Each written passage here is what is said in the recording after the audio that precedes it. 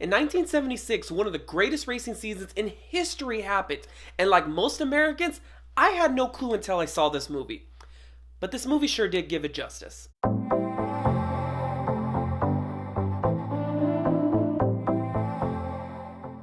Hello ladies and gentlemen, and welcome back to Life Lessons Inside of Movies. Now, I gotta tell you guys, is that today I am very excited because I'm bringing you guys one of the greatest movies ever made that a lot of people seem to forget about. And for the life of me, I can't understand why. I mean, this movie had an awesome director, a great script, actors that look and sounded like the real counterparts, not to mention the marketing of this movie was fantastic. Today with the rain, it's the most dangerous trick in the world. That all depends on how good you are in the rain.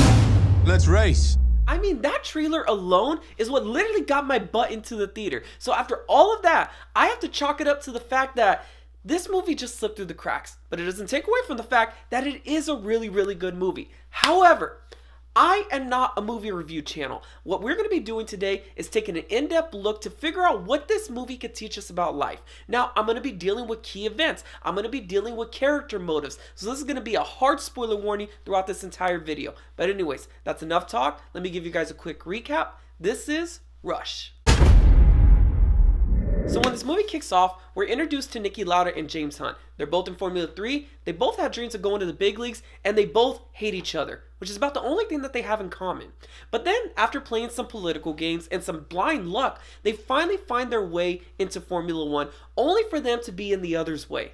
And then, the 1976 season kicks off, where they are hit with obstacle after obstacle, setback after setback, and us, the viewer, is riveted. Now, one thing this movie does very well is it talks about life without actually talking about it. You see it in their actions, in the way that they respond to certain events, having to cope with the pressures of being number one, dealing with excess, dealing with the political side to things, dealing with the fact that people are ready, willing, and able to push that envelope all the way in order to succeed. And they got to balance that and a personal life all at the same time.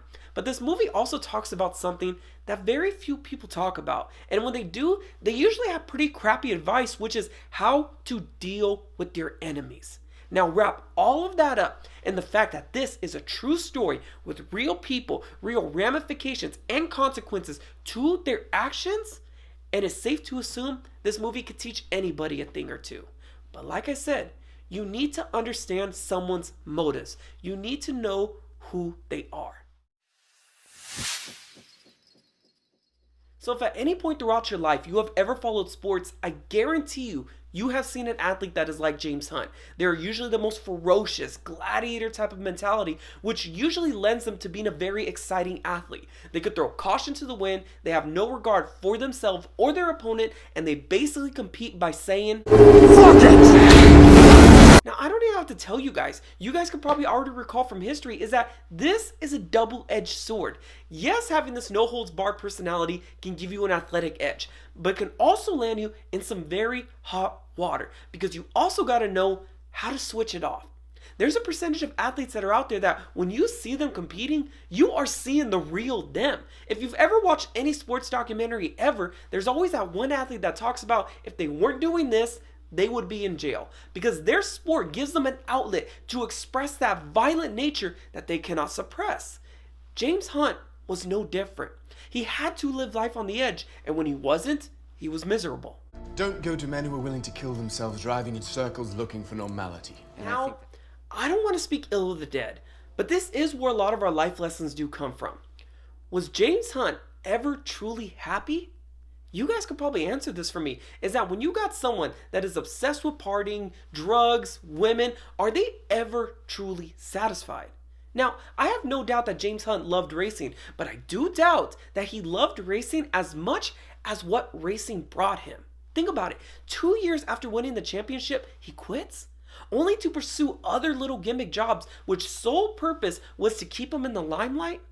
I really think Nikki actually classified him very well when he said, "You are just the party guy." Because he was an athlete, because he was rich, because he was famous, because he was the life of the party, everybody loved him. But I want you guys to separate James Hunt and Chris Hemsworth for a second, because I'd be willing to bet that the real James Hunt spent his entire life looking for acceptance and never truly found it. Nikki Lauda, on the other hand, is a little bit more complex because, let's be honest, it's Niki Lauda. Now, a lot of people can relate to him in the sense that they felt like they couldn't fit in with their family. But unlike most people, Niki was willing to do something about it, even if that meant getting cut off from his inheritance, which, let's be honest, that's usually the deal breaker for most people. But one thing that really stood out to me in this movie is that Niki Lauda did not want to be a businessman. But in some weird way, he was. He treated every single car, every single relationship like you would a business transaction. You figure out the good, you figure out the bad, you expose the bad in order for you to get the best deal. That is literally how he got into Formula One. He found an owner, the good. He found out the owner needed money, the bad. He exposed the bad in order for him to get the best deal. As of now, if you want me to stay, we rip up the contract. I don't pay you a cent. That's outrageous! You see, Niki was brought up in a business-oriented family. He was always taught to weigh the odds, calculate the numbers, to get the best deal. The problem is that sometimes he came off as being cold. Now, if he had the slightest knowledge about people, he would have found out that people do not like being treated this way. Now, regardless of what people on Instagram say about how they are lone wolves, you need friends in this life. Even more importantly, you need to know how to influence and persuade people. Call it communication skills, which is something that Niki did not have. And the problem is that you never know when you are going to need people on your side. You know, Nikki, every now and then it helps if people like you. If by now the movie already hasn't made it perfectly clear, I think I just drove that point home in the sense that these characters are so different. They represent two completely different ends of the spectrum. But one thing I think is interesting is, as the viewer, you never really side with one individual character. Throughout the entire movie, both characters actually make some pretty good points. And I think that's a testament to, one, the directing, but also two, the moral compass of the viewer. A couple years ago, I read this book called The Alchemist, and without giving too much of it away, this young boy goes to the wisest man in all of the land to find the secret to happiness. When he gets there, the man tells him, here's 2 drops of oil, walk around the house, do not spill a single drop. The young boy does that. He comes back and the man tells him, well, did you notice the statues? Did you notice the garden? The young boy says, no. He says, go around and notice all that you missed. When the boy comes back, the man tells him, where's the drops of oil? And the old man tells him the secret to happiness is to notice all the marvels of the world, but never forget the drops of oil in your spoon. So I believe the audience agrees and disagrees with both of these characters because we know subconsciously that there needs to be balance in our life. It's not healthy to live your life like Niki or James, but what if you were to take the best qualities from both of these characters and apply them to your life? Niki's ability to focus, to work hard, to calculate your moves, but also have the wherewithal to pull back on the reins and enjoy life the way James Hunt did. If life needs to be for pleasure, then what's the point of having 1,000,000 cups and medals and planes if you don't have any fun? Now, how's that winning?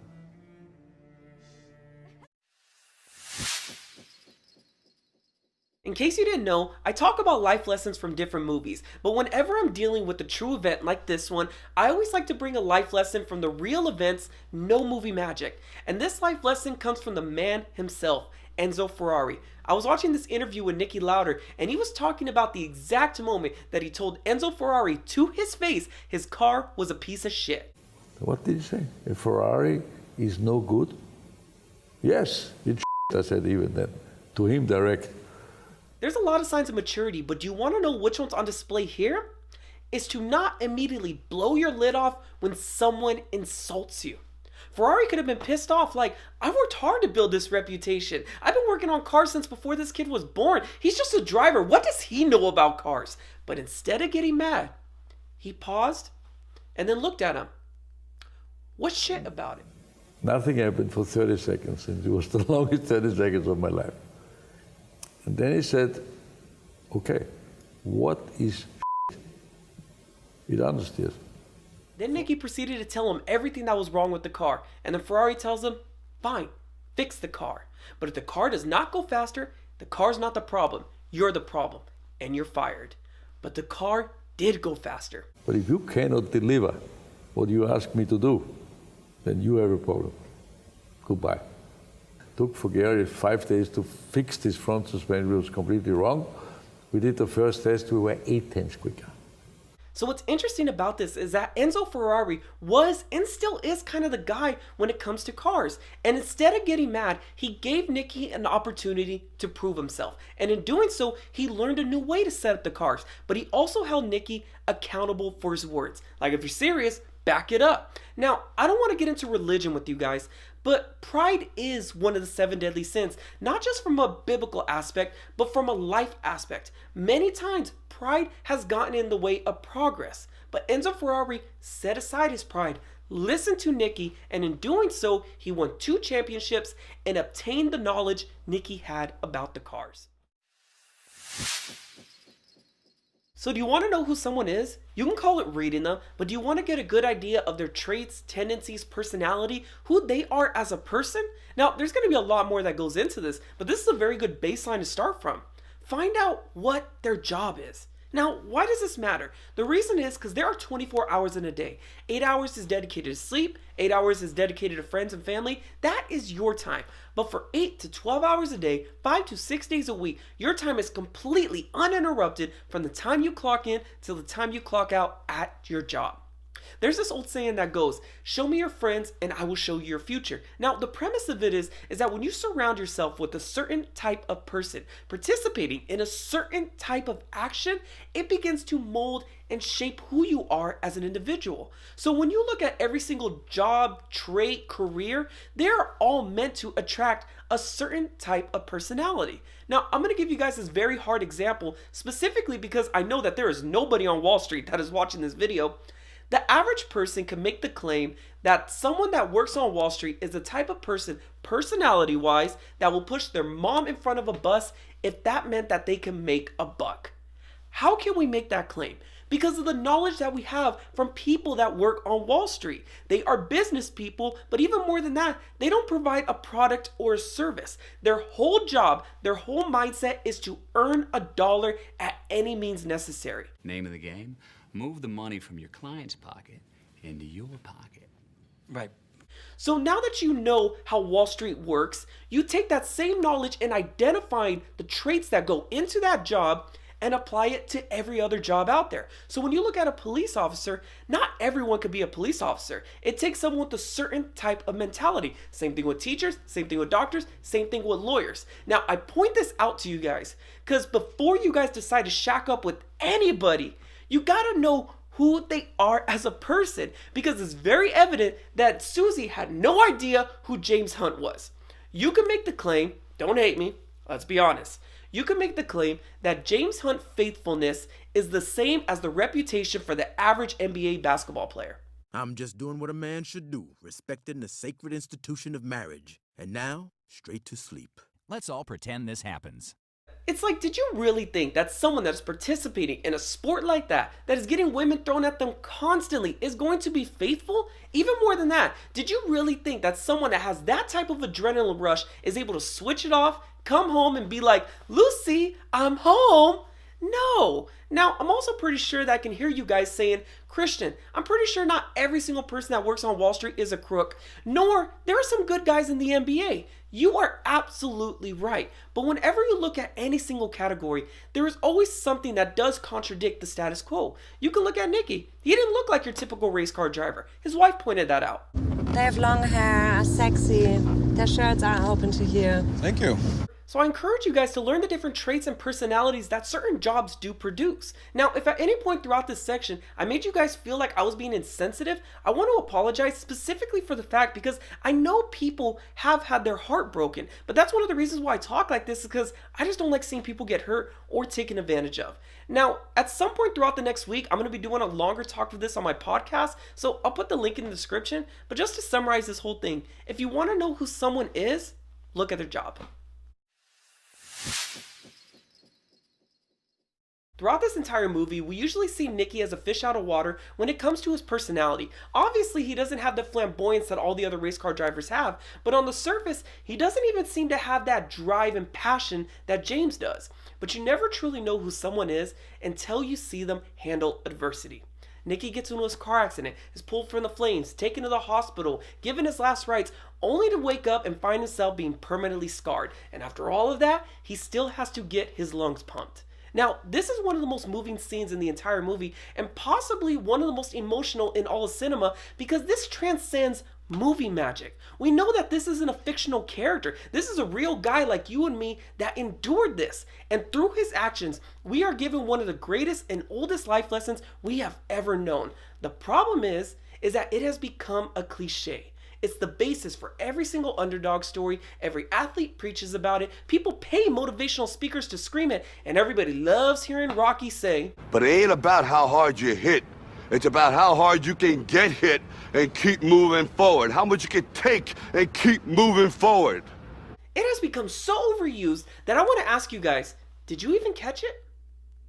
One thing that we should all admire about Nikki, and we should all take this and apply it to our life, is ability to look at things as they are.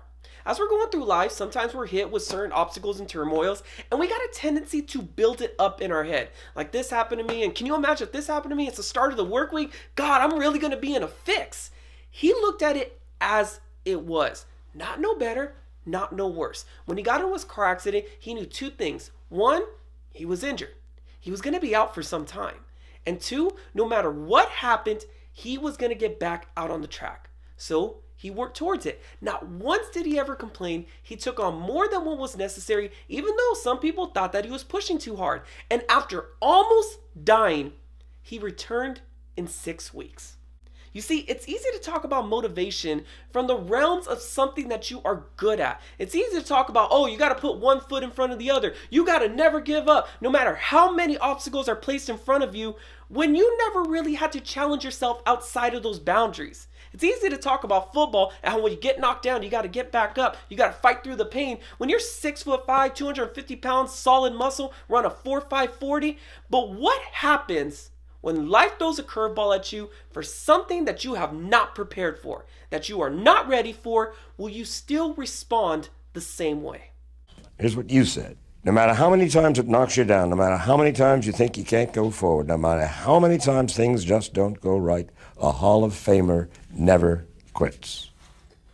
By no means am I hating on Lawrence Taylor. I will never hate on someone that is going through their problems. But I did want to put this into perspective that it is very easy to be motivational when it's something from the realms of what you are good at. But no one wants to be motivational or hear motivation when they are going through it, because sometimes we can't see light at the end of the tunnel. It's very easy for a lot of people to say, you got to keep on going. No matter what, it will all work out. When our deepest, darkest fear is that it won't work out. So in situations like this, do not listen to people's words. Rather, follow Nikki's actions. Sometimes you can't control what life throws at you. It's going to hurt and it's going to suck. But if you continuously put one foot in front of the other, some days it's going to feel like a fresh paved road. Other days it's going to feel like quicksand. You will be surprised what you can accomplish. Keep this in mind, is that after almost dying, Nikki returned in just 6 weeks. That alone is something to remember. So with the final life lesson, I usually say this is the most important life lesson, but in this case, I believe it's actually one of the more interesting ones. Now, I say interesting because if you go down the street and ask the average person, is it better to have an enemy or a friend? A lot of people will say it's better to have friends. Who needs enemies in this life? You go all over Instagram, people are posting positive people only. Cut all the negative people out of your life. But yet, one of the most famous quotes of all time goes, keep your friends close and your enemies closer. So naturally, when we have an enemy, when we have someone that's trying to screw us over, take advantage of us, it embeds in that survival instinct to where we want to survive. We want to get away from them, and it pisses us off. You're winning all my points. Your points? That bastard Hunter would say. I hate that guy. But this is something that a lot of people don't seem to understand, is that when you have an enemy in life, they are quite possibly the most honest person that you have ever met. Now, a lot of people may be freaking out. How is this even possible? Steve Irwin once said, crocodiles are easy. They want to eat you. People are hard. They want to be your friend first. If you understand someone's intentions, you can predict what their actions are going to be, and you won't get stabbed in the back. Now, this is quite possibly one of the greatest life lessons that I have ever learned, is that when you have an enemy or you have a rival, not a bully, because that's a totally different subject, you have more in common with one another than anyone else in the world. When you look at Nikki and James, on the surface, they didn't have a single thing in common except their willingness to race, knowing how dangerous it was, and their drive to beat one another. So when you look throughout history and you look at every single great feat, accomplishment, reputation that was ever built, it was always built off of the back of a rivalry. You look at Chevy, you look at Ford, you look at Apple, you look at Microsoft, you look at Ali, Frazier, Pepsi, Coke, Arnold Schwarzenegger, Sylvester Stallone. Heck, if you want to throw Michael Jordan in there, you can. You guys seen The Last Dance? You literally saw he created a rivalry with every single person that he met. But me being compared to him, I took offense to that. You're gonna high five, talk trash. Now I had a bone to pick with. I said, okay, fine, you can have that. I'm gonna get this. Now the reason why I just gave all you guys that exposition is for it to come full circle with this. And then one day the doctor came and said, Mr. Lauda, may I offer a piece of advice? Stop thinking of it as a curse to have been given an enemy in life. It can be a blessing too. A wise man gets more from his enemies than a fool from his friends.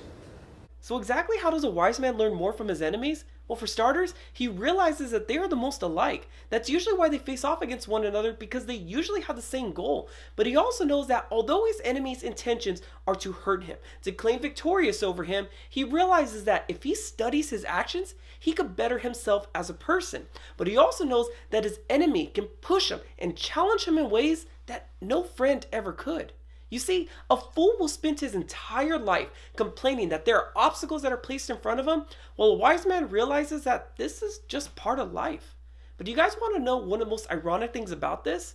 Is that when you get two wise men that face off against one another, they will end up making each other better. Even many years down the road, after many battles, they will develop admiration for one another. So I think the question comes back to is, how will you handle your enemies? Like a fool? Or a wise man? And now we're both champions of the world. It's not bad, huh? No, it's not bad. So in conclusion, I'm pretty sure you guys already know how I feel about this movie. This is a movie that I believe everybody should own and watch at least once every 2 years. Now, I gotta give credit to where credit's due in this movie, and that is the directing. Yes, the marketing is great, script, story, actors, all of that was fantastic. But I specifically love Ron Howard's way of completely immersing the audience in the story that he's telling. Think about it. He brought a foreign sport to a foreign audience. By the end of it, we knew how the point system worked. We knew who two of their biggest stars were. And when we went home, we started flipping through the channels to find Formula One, or at the very least, we were trying to find NASCAR. So I encourage you guys to go back and watch this movie, because maybe you guys found some life lessons that I have missed. Put in the comments, let me know. But along with that, if there's any movies that you would like for me to go over, again, put it in the comments. I'll add it to my list. And as always, guys, not all movies were meant to entertain us. Some were made to teach us.